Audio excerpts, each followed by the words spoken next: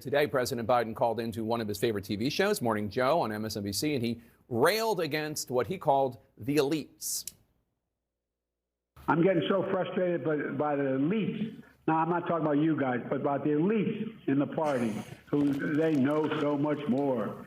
President Biden seems to be trying to frame what's going on right now as the average voters who want him versus the elites of the Democratic Party, donors and lawmakers and opinion makers, many of whom have serious concerns about Biden's ability to be the candidate and have called for him to step down after that debate performance that let's call baffling.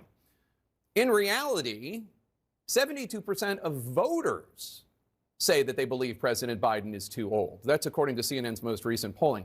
Voters have been saying this for quite a long time. The reality is that the Democratic elites are mostly late to acknowledge these age and ability issues compared to the rest of the public. No shit. The elites have been forced to reckon with it after the debate just 11 days ago. Look at my career. I've not had many of those nights. It was a terrible night, and I really regret it happened. But the fact of the matter is, how can you assure you're going to be on faith that can intervene on your way to go to work tomorrow? Age wasn't, the idea I'm too old. The fact of the matter is, how can you assure you're going to be out on your way to go, work tomorrow? Age wasn't, the idea that I'm too old. What? Keep in mind, that soundbite is supposed to be reassuring to those Democratic supporters who have gone wobbly. Many Democratic officials with whom I've spoken are worried that President Biden and his family and his inner circle appear to be in complete denial, not just about whatever might be wrong with him, but the state of his candidacy right now. Did you ever watch the debate afterwards? I don't think I did, no. He doesn't think he did?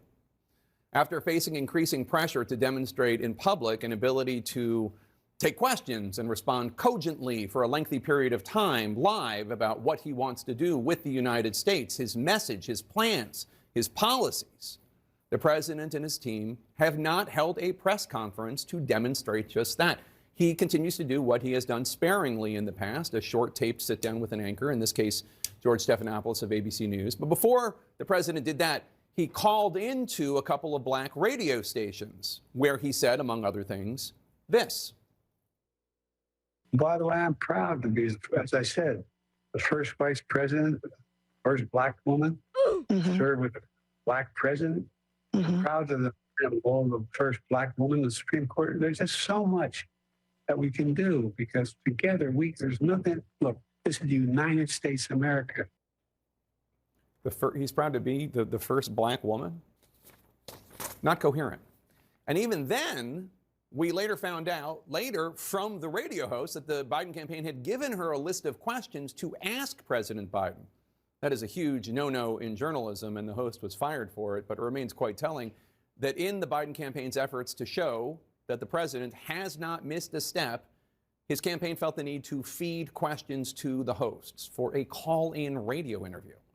And the president still, even then, failed to deliver in many of his answers. Now, many elected Democrats are expressing concern about this answer, too, although it was quite coherent. George Stephanopoulos asking him how he would feel if he ultimately loses to Donald Trump, which polls have suggested he will.